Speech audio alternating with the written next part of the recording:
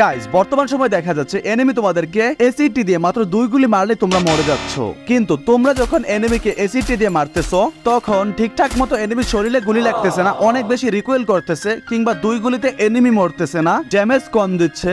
আজকের এই ভিডিওটি দেখার পর থেকে তোমরা যদি এসিটি ইউজ করো, এনিমির হাতে যদি ম্যাক্স লেভেলের ইবোগান থাকে তাও তোমাদেরকে কিছু করতে পারবে না, কারণ তোমাদের হাতে আছে এসি80 আর এসি8 দিয়ে এনিমিকে 2 গুলি মারলে সাথে সাথে শেষ হয়ে যাবে। কিংবা এই ভিডিওটির মধ্যে তোমাদেরকে এসিটির এমন কিছু মিস্টেক বলে দিব যার কারণে তোমরা এই এসিটিকে অন্যান্য প্লেয়ারদের মতো চালাতে পারতেছো না, এবং এই ভিডিওর লাস্টে তোমাদেরকে বলে দিব কিভাবে খুব সহজেই তোমরা এসিটি গান দিয়ে বাংলাদেশের ভিতরে রিজনে ঢুকতে পারবে।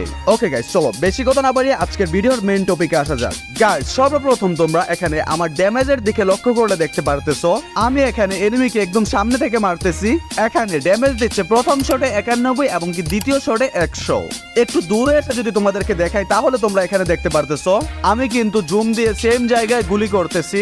আগে ড্যামেজ ছিল 91 100 আর এখন ড্যামেজ হচ্ছে 92 এন্ড 102। তাছাড়া তোমাদেরকে আরো একটু পিছনে গিয়ে যদি দেখাই তাহলে তোমরা এখানে দেখতে পারতেছো আমি যতই দূরে যাচ্ছি আমার ড্যামেজ কিন্তু ততই বাড়তেছে।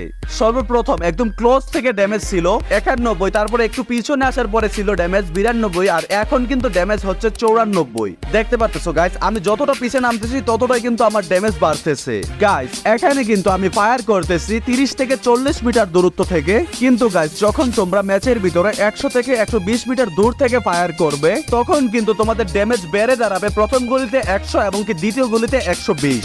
এখন আসো গাইস এই এসিটি দিয়ে তোমরা যতই দূরে যাবে তত বেশি ড্যামেজ বাড়ার কারণ কি? গাইস লং রেঞ্জ থেকে ড্যামেজ বাড়ার কারণ হচ্ছে মারো ক্যারেক্টার। এই মারো ক্যারেক্টারের এবিলিটি হচ্ছে তোমরা যত দূর থেকে এনিমিকে ফায়ার করবে তত ড্যামেজ বেশি পাবে। তো গাইস তাহলে তো বুঝতে পারতেছো 2 গুলিতে এনিমিকে মারতে হলে তোমাদেরকে মারো ক্যারেক্টার ইউজ করতে হবে। গাইস 2 গুলির বিষয়টা তো সমাধান হলো, এবার তোমাদের আরো একটি বড় সমস্যা হচ্ছে তোমরা যখন এসিটি দিয়ে এনিমিকে ফায়ার করো, এনিমি যখন দৌড়ে থাকে তখন এনিমির শরীরে একটি গুলি লাগার পরে আর গুলি লাগতে চায় না। এনিমি দৌড়ে থাকা অবস্থায় এনিমি শরীরে প্রতিটি গুলি লাগানোর জন্য তোমাদেরকে 2টি ট্রিক্স ফলো করতে হবে।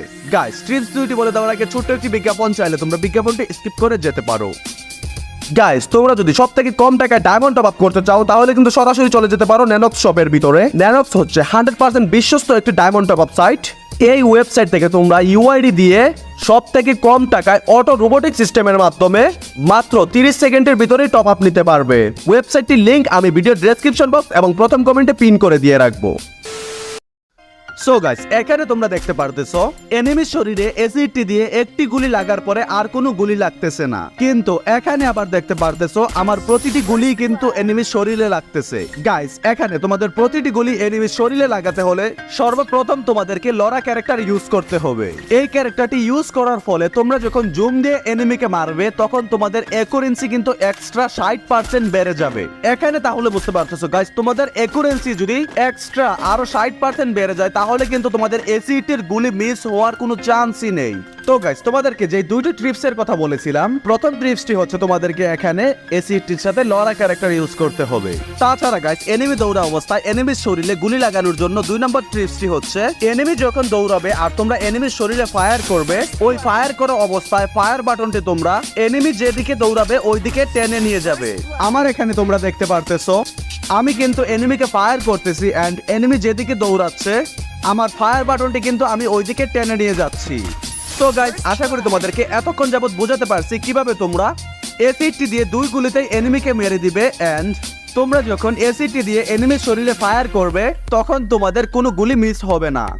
গাইস ভিডিও শুরুতে তোমাদেরকে বলেছিলাম এই ভিডিওটির শেষ অংশে তোমাদেরকে বলে দিব কিভাবে তোমরা এসিটি গান দিয়ে বাংলাদেশের ভিতরে রিজনে ঢুকতে পারবে। তোমরা এসিটি গান দিয়ে বাংলাদেশের মধ্যে রিজনে ঢুকতে হলে প্লেয়ার র্যাঙ্কের মধ্যে প্রতি ম্যাচে এসিটি দিয়ে 3টি কিল করতে হবে এবং কি টপ 20 এর ভিতরে আসতে হবে। তোমরা যদি এসিটি দিয়ে প্রতিটি ম্যাচে 3টি কিল করতে পারো এবং কি টপ 20 করতে পারো তাহলে কিন্তু তোমরা একটি ম্যাচে এসিটি দিয়ে 100 পয়েন্ট পেয়ে যাবে। সো বুঝতে পারতেছো তোমরা যদি প্রতি ম্যাচে 100 করে পয়েন্ট পাও তাহলে কিন্তু খুব সহজে বাংলাদেশের মধ্যে এসিটি দিয়ে রিজনে উঠতে পারবে। সো গাইস এই ছিল এসিটি নিয়ে আজকের ভিডিও। আশা করি ভিডিওটি তোমাদের অনেক উপকারে আসবে। ভিডিওটি ভালো লেগে থাকলে অবশ্যই কিন্তু ভিডিওটি তোমাদের ফ্রেন্ডের কাছে শেয়ার করে দিবে এন্ড ভিডিওতে লাইক এন্ড কমেন্ট করতে কিন্তু ভুলবে না। আর যারা যারা চ্যানেলটি এখনো সাবস্ক্রাইব করেনি অবশ্যই কিন্তু চ্যানেলটি সাবস্ক্রাইব করে পাশে থাকা বেল আইকনটি বাজিয়ে দিবে। সো গাইস দেখা হচ্ছে নেক্সট কোনো ভিডিওতে। সে পর্যন্ত ভালো থাকো, সুস্থ থাকো, আসসালামু আলাইকুম।